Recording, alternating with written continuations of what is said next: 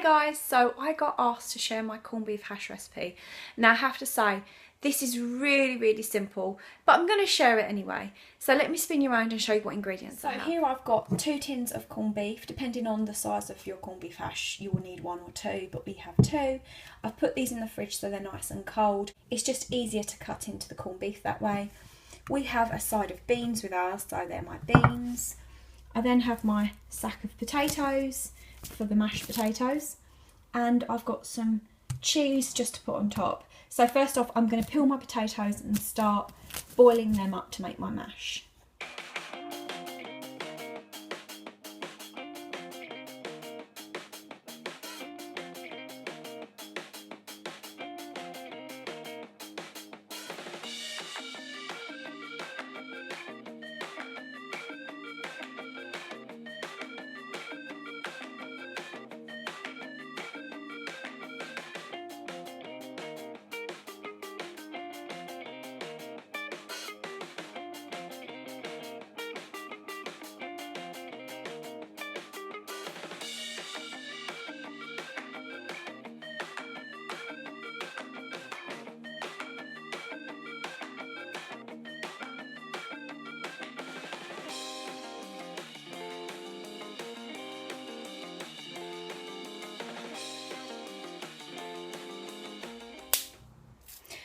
So like I said, I put these in the fridge so they'd be nice and cold.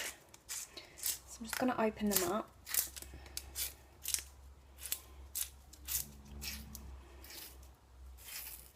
Be very careful because this is really sharp.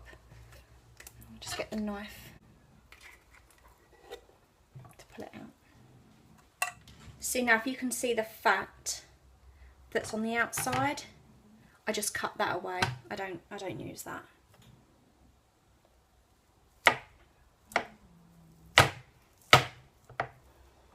I just discard this bit.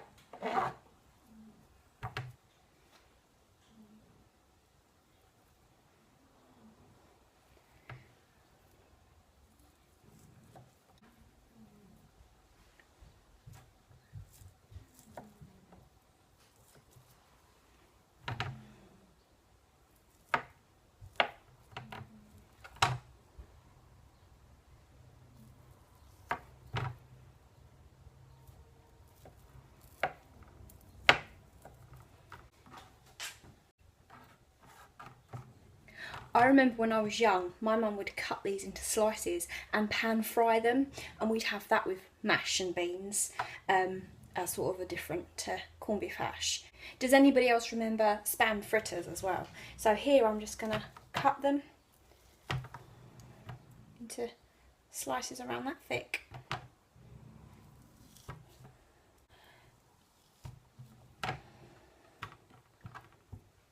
And then I'm just going to cut them into slices.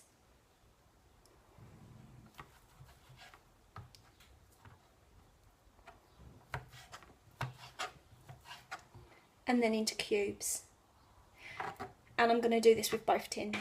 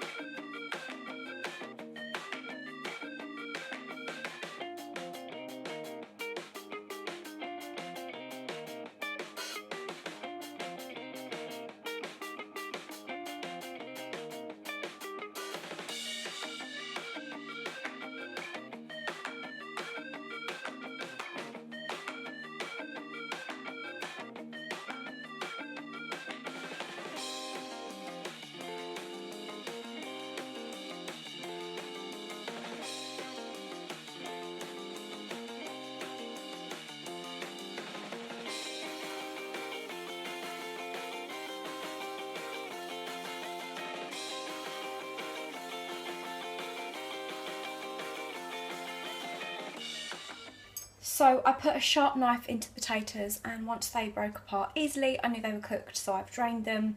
I'm now going to mash them up. Just add a little bit of marge, obviously butter's fine, just about that much. I add a little bit of salt and some pepper. I also add some milk, but I'm not going to do that just yet. I'm going to start mashing first. So I've got my masher. I prefer these ones because you can really push down easy. So I'm just going to mash this up. And then once I've got all the lumps out, then I'll start adding my milk.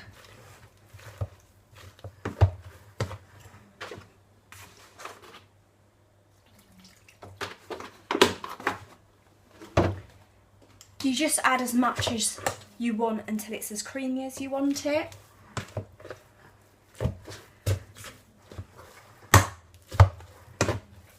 You could also use cream instead of milk. It'll make them more creamy. So my mash is all ready. You could also add some onions, fry up some onions and put this in with the corned beef. That would be really tasty, but we just have it like this. But you can adapt this however you want. I'm just going to move my bottom tray out the way, and I'm going to put half my mashed potato on top of my layer of corned beef.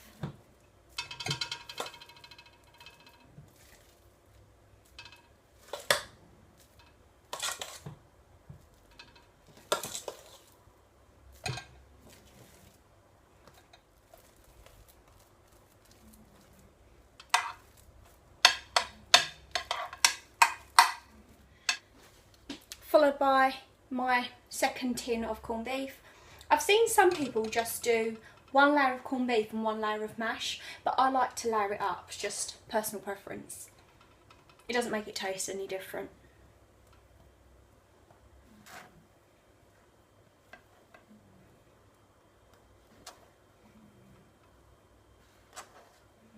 Followed by the rest of my mash.